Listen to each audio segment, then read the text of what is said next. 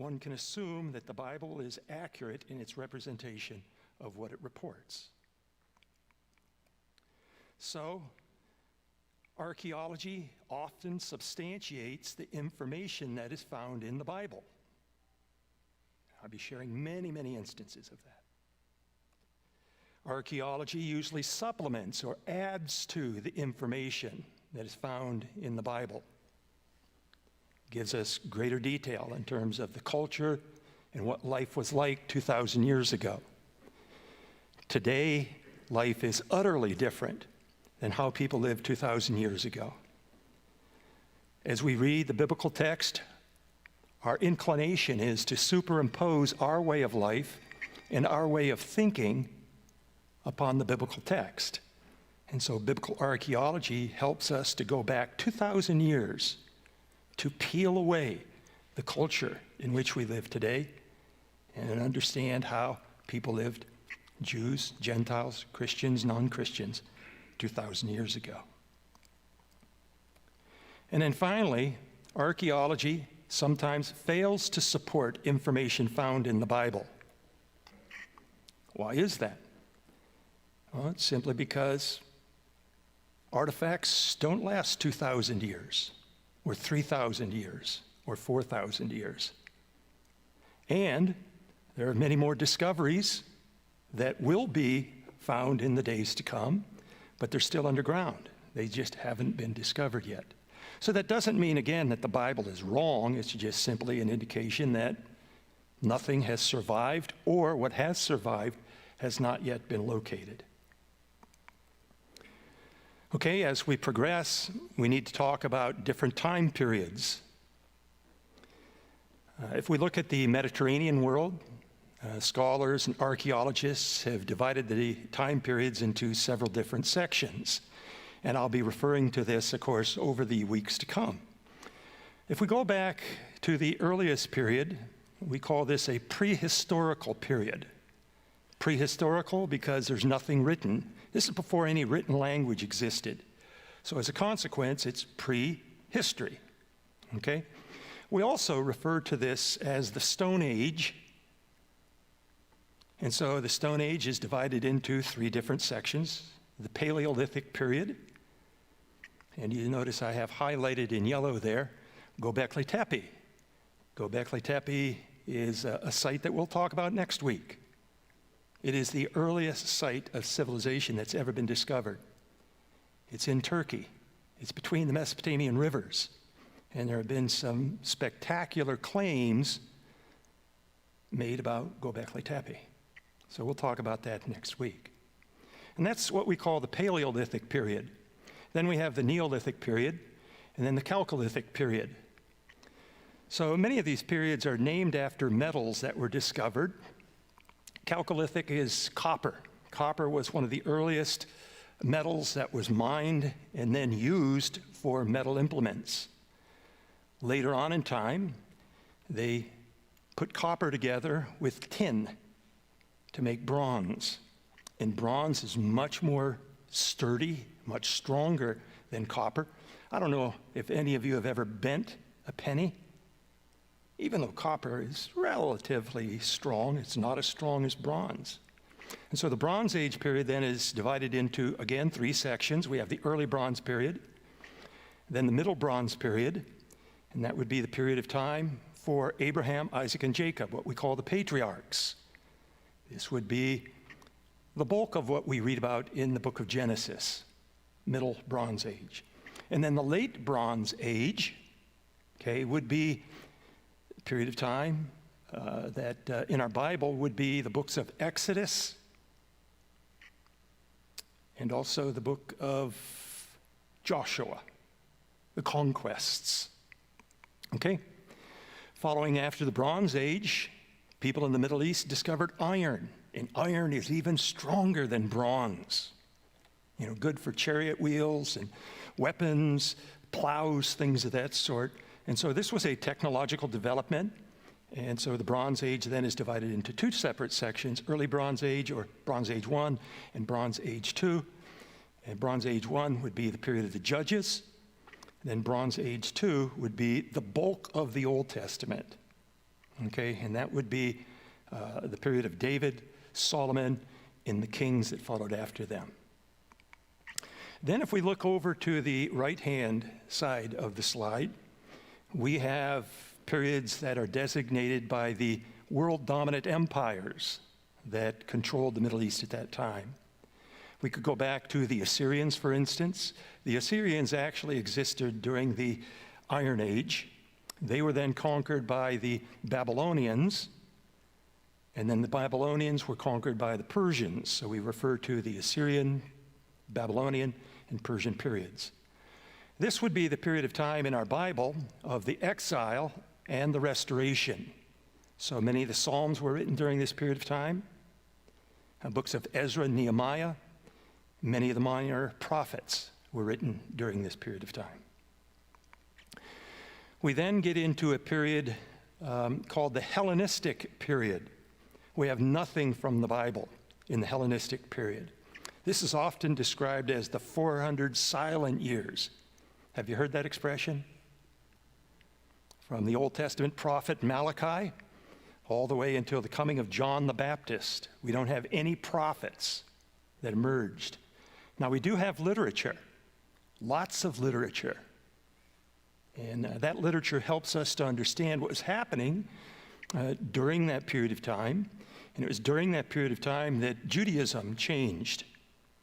They were still monotheists, but as with every culture, there's some morphing, there's some transformations that take place. And these were significant because by the time we come to the Roman period, that's where all of the New Testament is written. We'll spend a lot of time talking about the Roman period. And of course, that was when the Jews emerged out of the silent years, the intertestamental period, okay? As I said, they were monotheists, but they had drifted significantly from what God had called them to do. And that's why Jesus tried to reset the nation of Israel. And of course, all the turbulence, all the troubles that we read about in the New Testament, even following after Jesus, in the ministries of Paul, we see that Paul is calling Israel back to a faithful covenant relationship with God.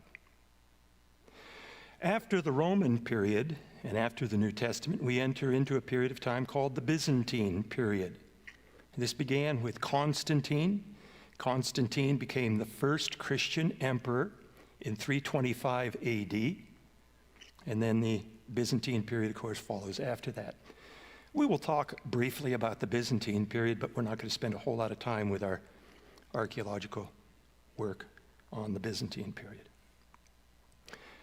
One other thing that I will mention is that if you folks have questions, stop me at any point.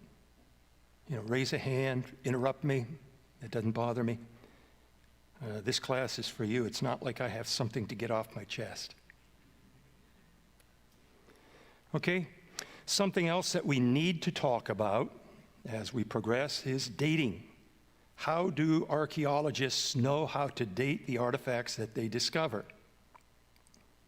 So rather than lecture on different sites and then have people raise their, how do you know that this is dated to the Byzantine period? How do you know that this is dated to the Roman period and so forth? Well, we want to talk a little bit about dating. One of the chief ways that archaeologists date things is through what's called stratigraphy. Over time, ancient sites fill up with debris. Every civilization builds accumulations upon the civilization that preceded them. So, for instance, if a city is destroyed through fire, as commonly happens, the ancient people didn't relocate at a different location. They would build on top of it. So they would clear the rubble. Anything that is still usable, they would build on top of it. If later in time the city is destroyed with war or an earthquake, again, The residents would not relocate, but would stay at the same location and build on top of it. So as a consequence, what we have is something like this, okay? A mound that develops.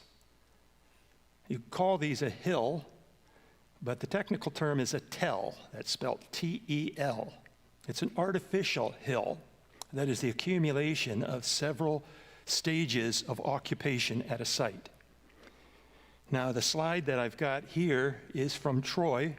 Troy is located in northwest Turkey, and there are 9 different layers of strata. Okay, you can see them.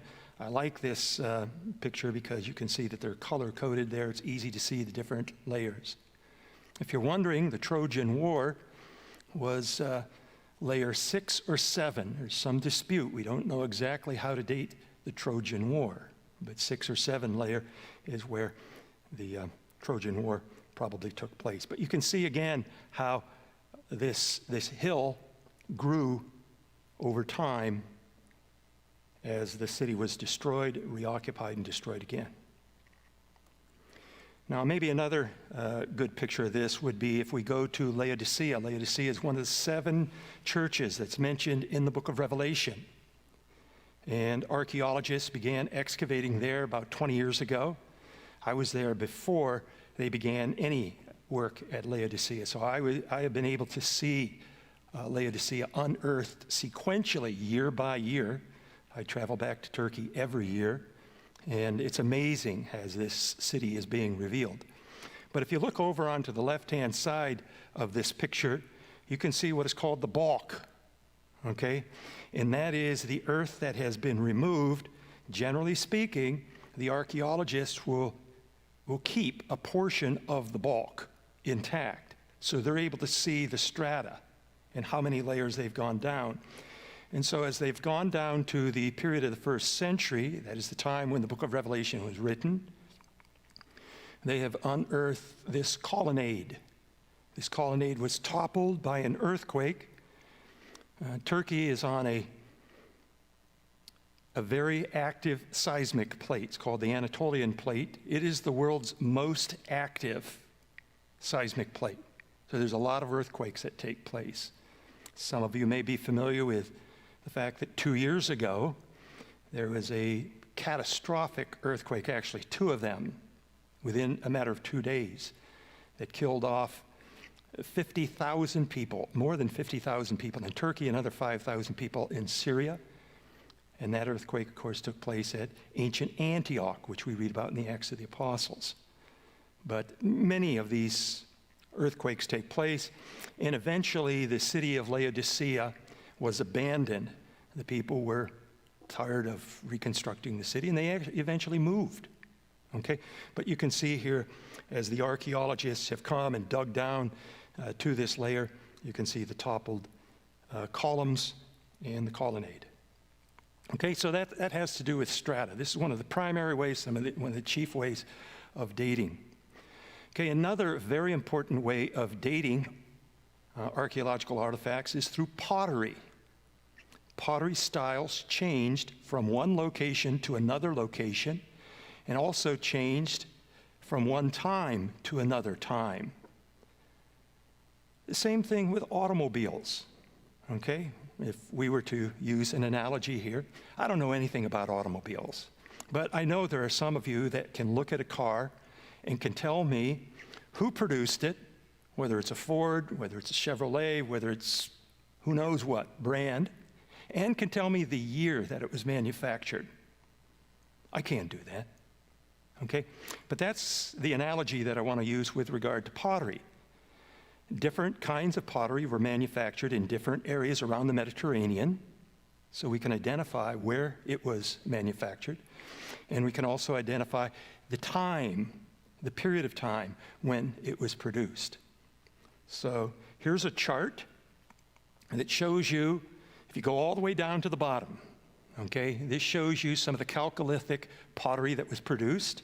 And then up above that, you can see early Bronze Age, Middle Bronze Age, Late Bronze Age, then the Iron Age, Persian period, Hellenistic period, Roman period, all the way up to the top layer that you can see there.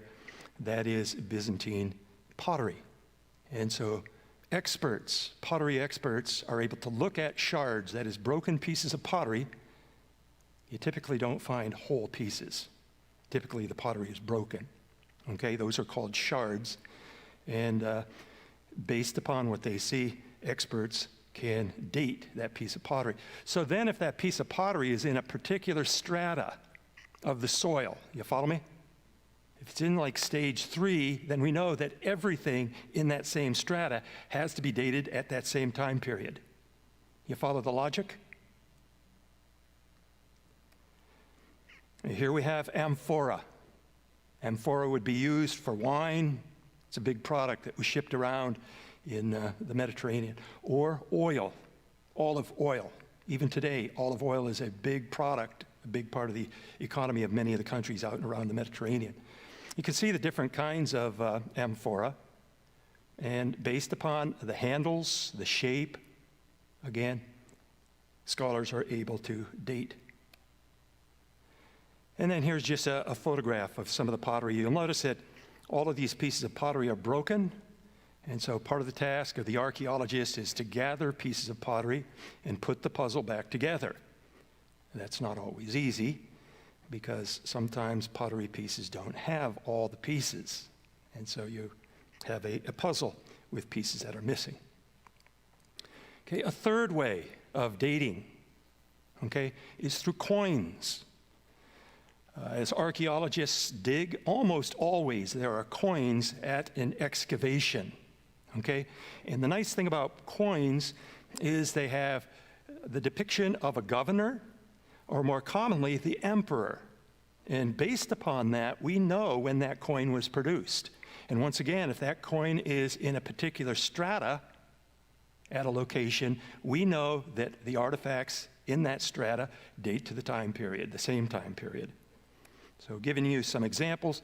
Incidentally, the examples that I'm giving you are coins that are in pristine shape. Most often, the coins that are excavated are not in good shape, but archaeologists are generally able to determine what the coin is. And this is a coin then of Diodotos. You can see on the obverse, of course, a picture of Diodotos himself. And then on the reverse, you see Zeus holding his thunderbolt, ready to throw that, okay? And then you can see in Greek, basileontos, which means king, Diodotos. And you'll notice down at the bottom, on the obverse, or the reverse, the word theou, divine king. And this is where the king is claiming that he is divine, that he is godly. This piece is dated to the middle of the 3rd century BC. Another coin, once again, you can see the word basileos, which means king, Demetrius. And then you can see on the reverse, you can see just a few letters there of the word soter, which translated means Savior. Who's Savior? Well, for Christians, it's Jesus Christ, right? But many of these kings are claiming to be not only divine, but also Savior. Okay? This is dated in the middle of the 2nd century AD, or BC, I'm sorry. This is a very interesting coin. This is a coin of Domitian. Domitian, you may recognize, is the emperor who controlled the Roman Empire near the end of the 1st century. Domitian was the emperor at the time when the book of Revelation was written. And in the book of Revelation, we see astronomical symbols, the sun, the moon, the stars. And in Revelation chapter 1, verse 16, we have Jesus Christ portrayed, and in his right hand he held 7 stars. What do we have here? 7 stars. Revelation chapter 12, first 2 verses. A great sign appeared in heaven, a woman clothed with the sun and the moon under her feet, and she was with child. And you see a child in a globe. Okay? See, what Domitian is doing is he is claiming divinity. Christianity was emerging during this period of time in the first century. Domitian demanded that he be worshipped as our Lord and our God. Anyone who came into Domitian's presence had to address him as our Lord and our God. And so this coin here really makes a connection with the book of Revelation. And then finally, I've got one more coin. I love coins because they tell so much. Also realize that 2,000 years ago, people could not advertise like we advertise today. We are inundated with advertisements. You drive along the highway, you see billboards. You see advertisements in magazines and in newspapers, on the internet, on television. I mean, it's in your face constantly. But they had no billboards 2,000 years ago. They had no television. They had no internet. I know that may come as a shock to many of you. But how did they advertise? Well, they advertised by putting things on their coins because people had coins in their pockets. And this is where the emperors and the governors want to communicate to the people who have such things. Okay? So once again, we see here a reference to Basileus, so that is King Antiochus. God manifest is what we see. And you notice he's sitting on his throne and he's holding up a Greek god, goddess actually, Nike. And so underneath we have Nikophoru, which means the bearer of victory. In other words, he is victorious.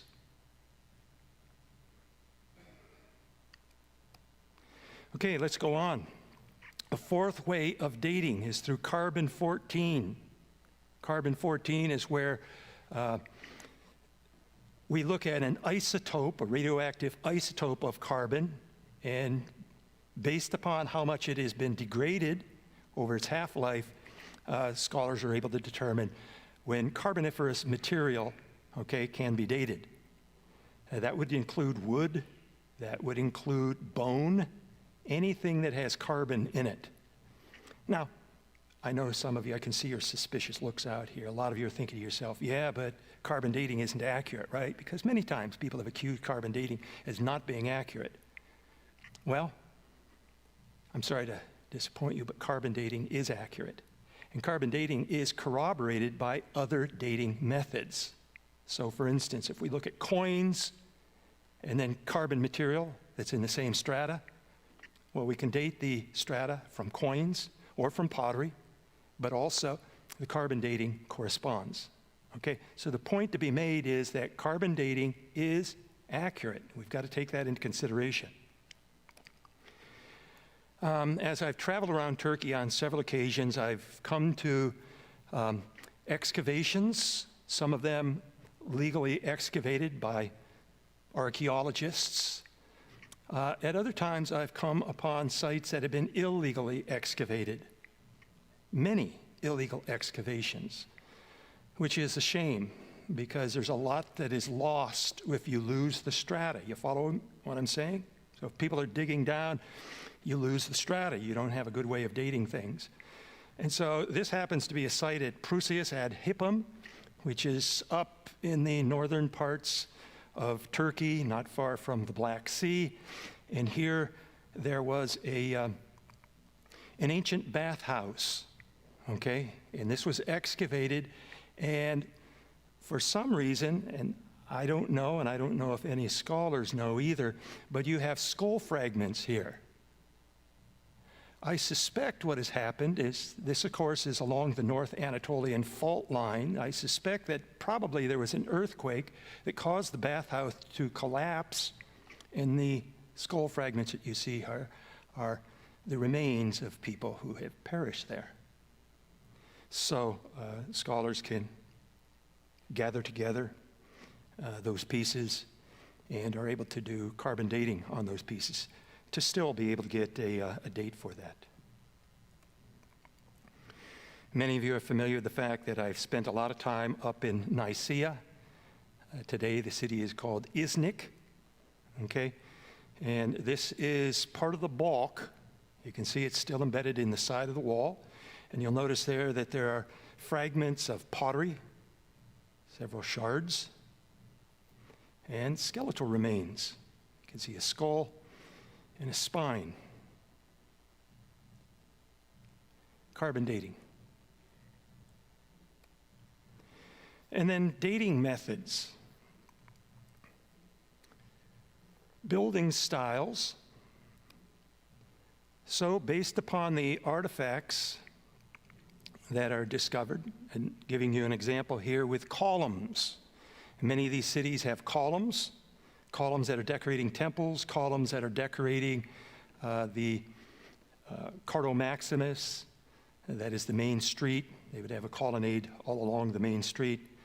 And based upon the style of the columns, archaeologists are able to get a rough dating. The earliest columns, the three that you see on the left-hand side, are called Doric columns. They're rather plain, okay? Those go back to the Archaic period, probably around 8 to 400 BC. Then the next three columns that you see, up at the top we have what looks to be a scroll. Do you see that? I zoom in a little bit. It's like a scroll over the top of the column. That's column capital. That's an Ionic column. And then if we go over to the last two columns, we have leaves. That's actually the acanthus leaf. Okay? It's a common plant in Greece and in Turkey. Those are Corinthian columns. Corinthian columns were later to come. And so, again, the kind of architecture, the kind of remains that are found are used for dating. It's also the building materials. This is mud brick. We're back to Troy again, okay? And this is Troy II. So this is before the Trojan War. These mud bricks would date back to about 2000 BC. Mud brick was also used at, you're familiar with Joshua and the tumbling of the city walls at Jericho. You see mud brick at Jericho as well, okay? Yes, typically speaking. Of course, we also know that many of the cities in Egypt, okay, Ramses and Pithom, were built by Hebrews that used mud bricks, and they also mixed that in with straw.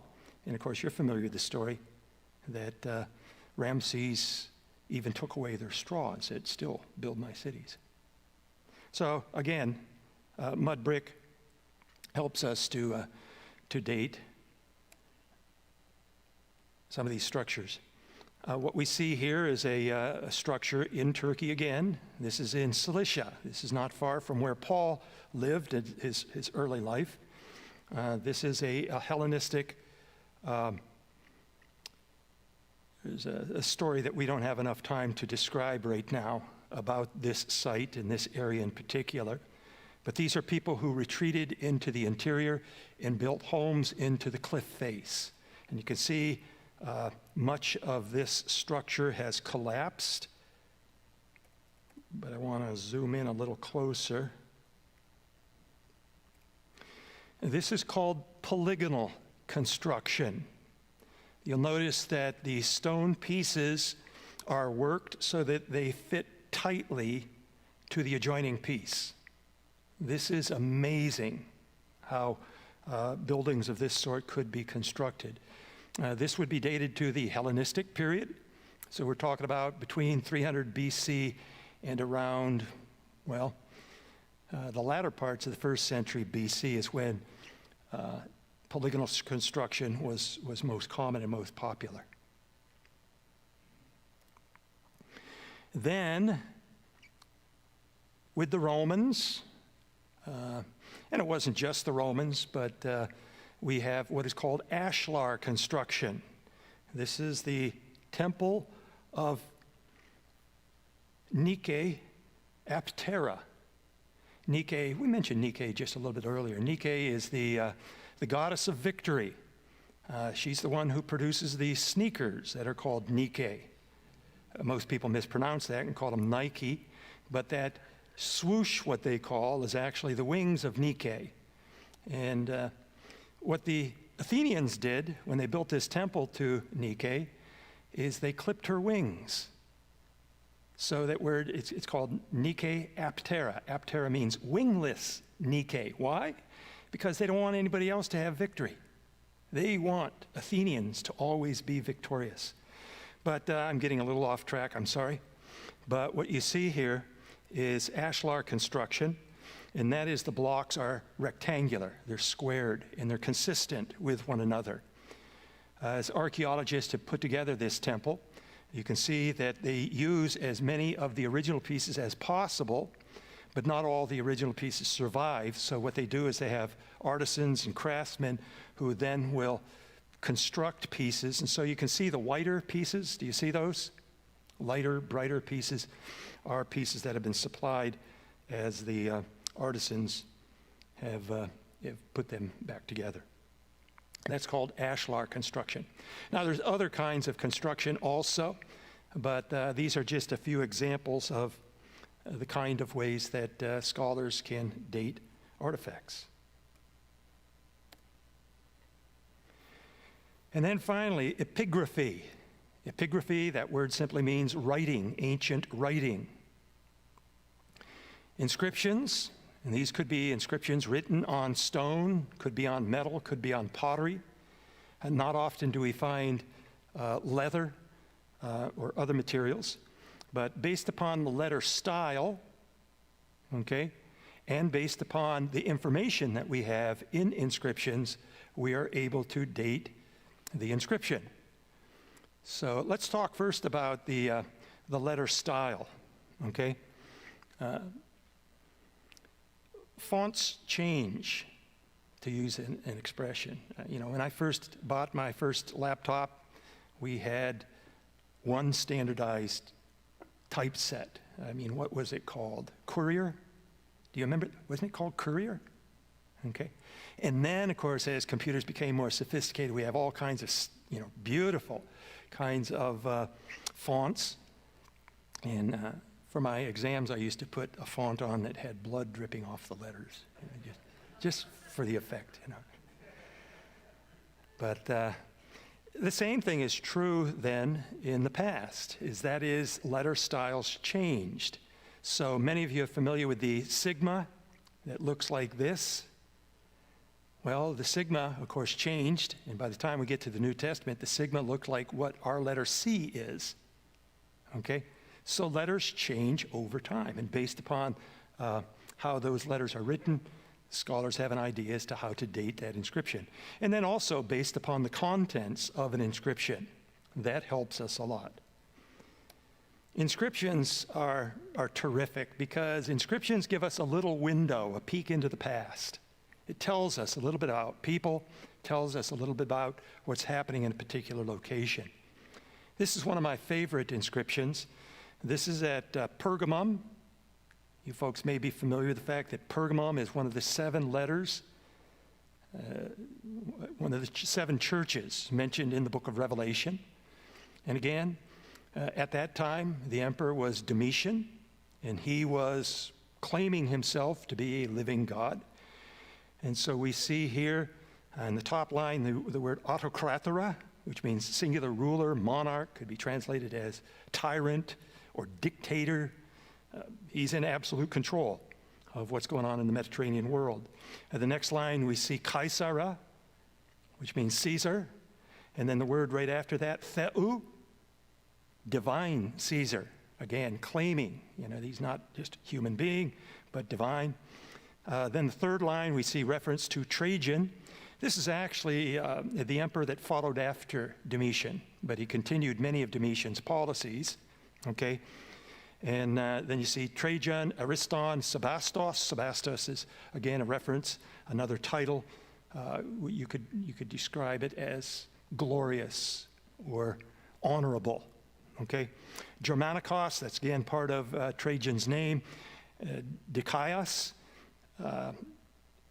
conqueror the Dacians, okay? He's bragging about his achievements. And then the last two lines I find really quite interesting. Lord of land and sea. Lord of land and sea. Divine Trajan, Lord of land and sea. All of the Mediterranean. Greek writing? This is Greek writing. All capital letters. It's called uncials. Later on in time, small letter script developed. So if you have an inscription that has small letters, again, we know when we can date that. It would not be dated during the first period. Later manuscripts of the New Testament often use minutial script, but these are all capital letters called uncials. Another one of my favorite inscriptions, and this is because it has something to do with one of my favorite sites, and that is Nicaea, okay? I've spent a lot of time at Nicaea, and this is an inscription that makes reference to what we call Christians for Christians. Many of you may be familiar with the fact that from the end of the first century, beginning with Domitian, all the way up until the time of Constantine, Christians were persecuted. Now, the persecution was sporadic. It wasn't like it was an unabated persecution for 250 years. It was sporadic. Some of the Roman emperors enforced the persecution of Christians more than others. And also, in some locations, the governors were not really ambitious in terms of eradicating, martyring, and killing Christians. But nonetheless, during this period of time, it was difficult to be a Christian, okay? It wasn't until the Edict of Milan in 313 AD that Christianity was an approved religion, and Christians could operate freely without being harassed, without being persecuted. Well, the inscription that you see here is an inscription that was prior to the Edict of Milan. And these are Christians who were not ashamed to profess their faith in spite of the dangers that presented. This is a funerary inscription, and that is, you could say, a tombstone would be another way of describing it. You can see in the center, let me zoom in a little bit, you have a wreath with a cross, okay?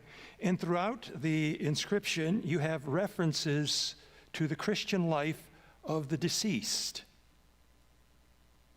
And then if we go all the way down to the bottom, the last line, the last two words, Christianois, Christianois.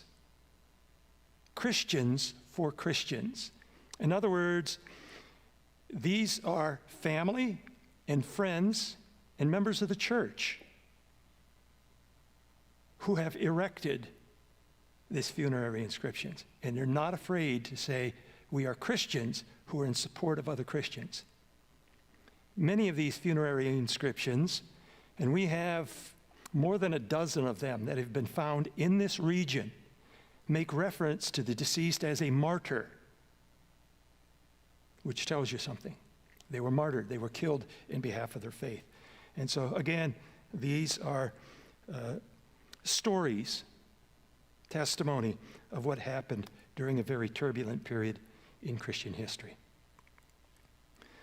Okay, finally, something that we need to note is that archaeological remains are random and incomplete.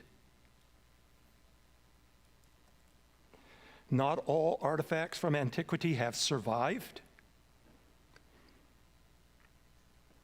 for various reasons. Can you imagine something? I think it's remarkable that something survived for 2,000 years. Most of what has survived for 2,000 years is stone. Stone is durable. But even stone doesn't always survive. The people who built with stone are the rich. So one of the unfortunate things about archaeology is a lot of the remains that we have are remains that come from the rich. The rich represents less than 1% of the population. The poor people, the peasants, okay, built with mud and with wood. Mud and wood doesn't survive very long, okay? Now, we have a few remarkable instances of wood that has survived, and I'll show you a picture of that in a moment. Another thing we need to take into consideration is that not all artifacts from antiquity have been discovered. New discoveries are being made frequently. One of the reasons why I like going to Turkey is because Turkey is new. Archaeologists have not been in Turkey until recently. Now, one of the reasons for that is Turkey has been Muslim for some 800 years. And so that's, in a sense, been a blessing, because the Muslims aren't interested in anything prior to the incursion of Islam into the country. So they have never been interested in doing archaeology and excavating sites that go back to the Byzantine period or to the Roman period, Hellenistic Greek period, or even earlier. So a lot of these ancient sites in Turkey have remained unexcavated up until the present. Now, over the last 30 years, we've begun to see an ambitious effort by countries, America, Australia, Europe, in coming to Turkey and excavating in Turkey. And Turkey has opened up. In the past, Turkey was never welcoming Christian scholars and archaeologists into their country. The only exception to that is the Germans. Now, the Germans had cultivated a close relationship with the Ottoman Empire. As a matter of fact, the Turkish and Germans collaborated together. They were allies in the First World War. Those of you who are familiar with the First World War are familiar, of course, with that relationship. So as a consequence, Germans were able to get in, and they were able to excavate at Pergamum and a few other sites, but not many other people aside from the Germans. That is changing. And it's changing because Turkey realizes that if they develop these sites and promote these sites, I think you know where I'm leading, right? It's a big economic kick in the pants, right? If you build it, they will come. And that's one of the reasons why when I came to Turkey some 25 years ago, there weren't many people coming to Turkey to tour and to visit. That's changed. I've seen that more and more people are now coming to Turkey and to see many of the sites that are now being exposed. But even at that, most ancient sites in Turkey have never been exposed. In my travels, I do site surveys, which means I go around to sites, and some of them have been excavated, and sometimes the excavation has been abandoned. Some of the sites have never been excavated. I've been to more than 500 ancient sites in Turkey that date back to the Greek, Hellenistic, Roman, and Byzantine periods. That's a lot of places. Most of them have never been excavated. So there's a lot yet to be discovered in Turkey. The groups that I take over to Turkey, one of the things that I tell them is, I promise you, the great archaeological discoveries over the next century are going to be in Turkey.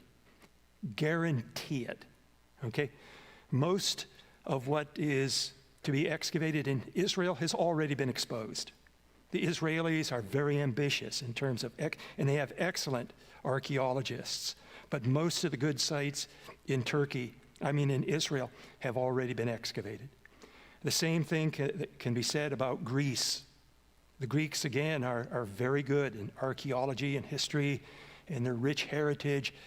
They've excavated all over the place. Most of the good discoveries in Turkey, or I should say in Greece, have already been discovered.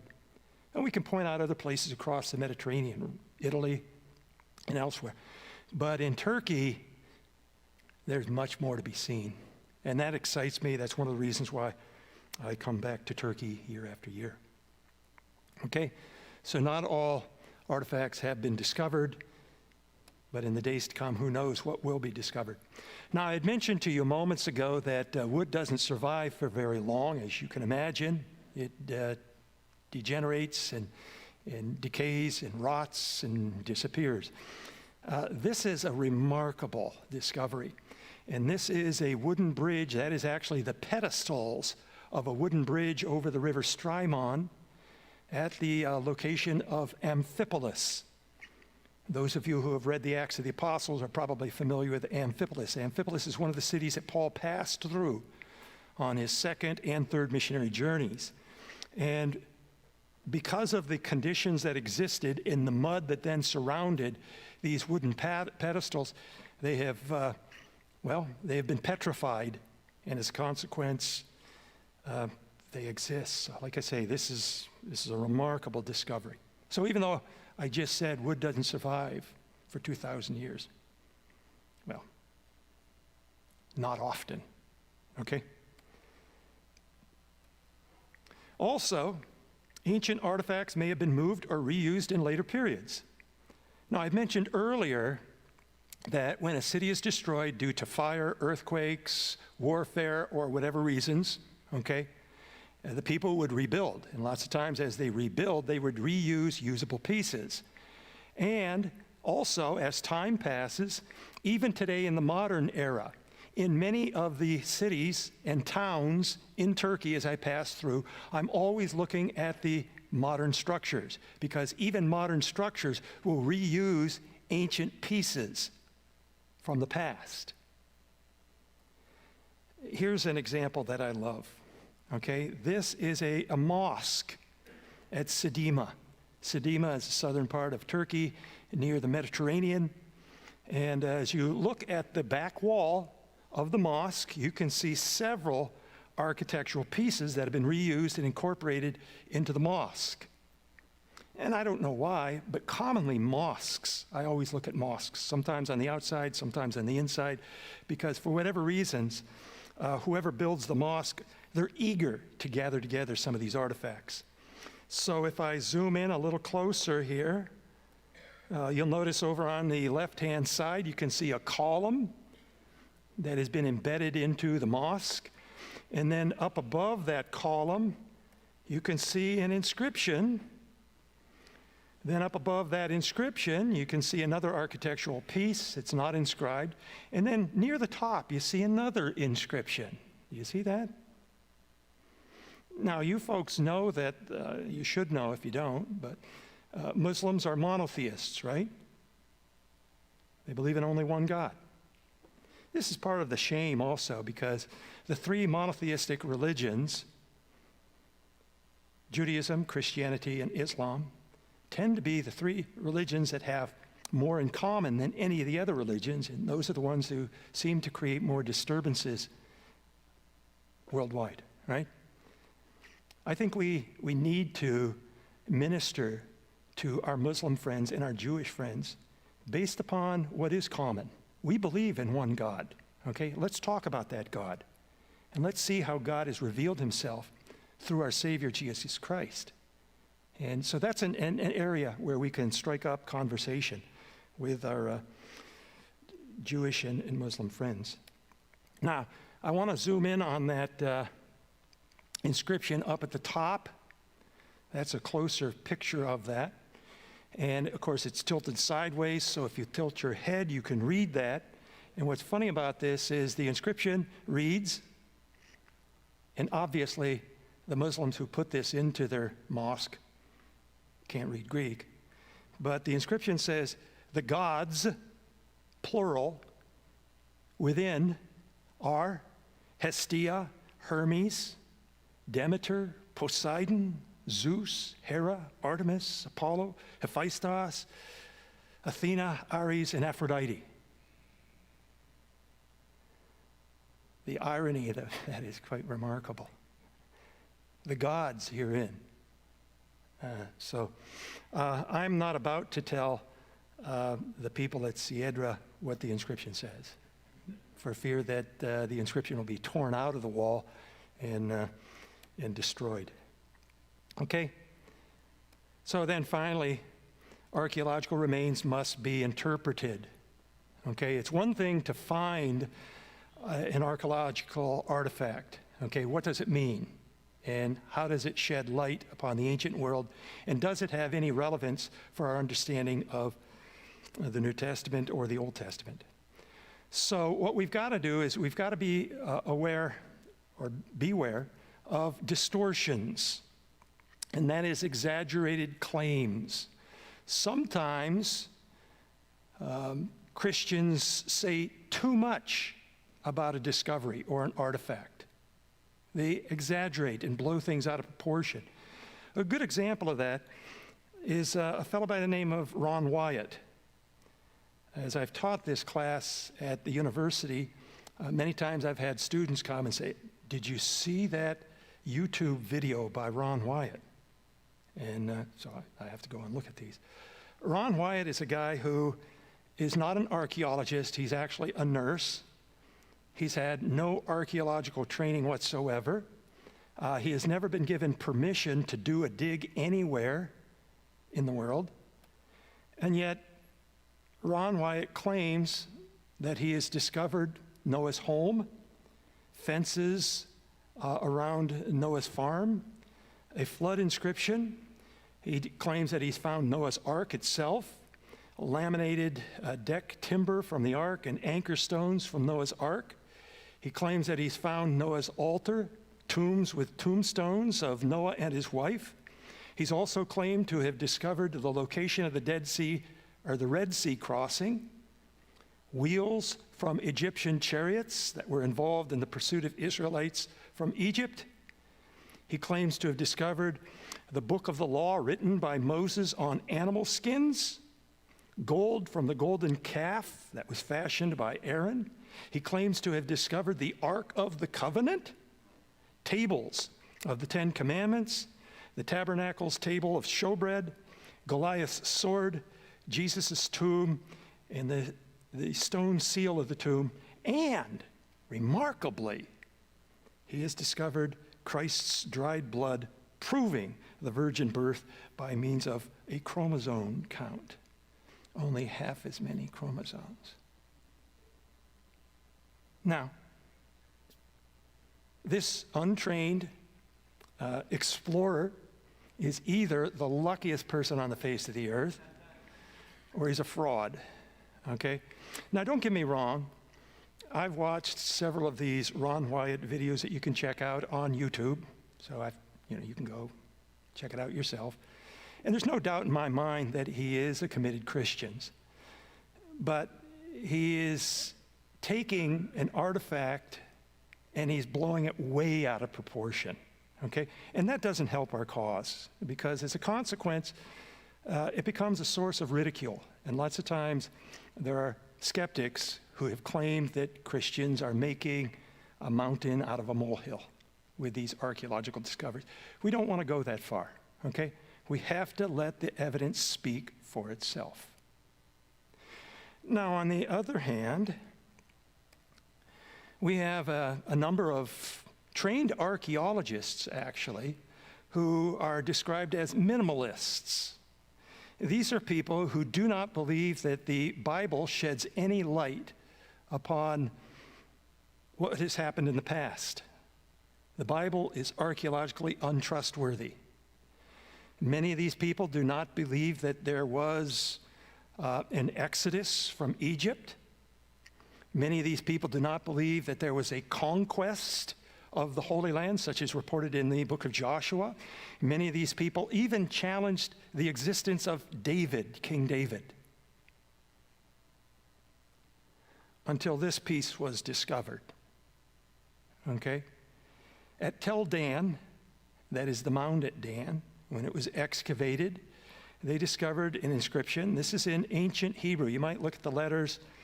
It doesn't look like modern Hebrew. If you're familiar with modern Hebrew, that's ancient Hebrew. And you'll see, okay, my cursor appears on my screen. It doesn't occur there.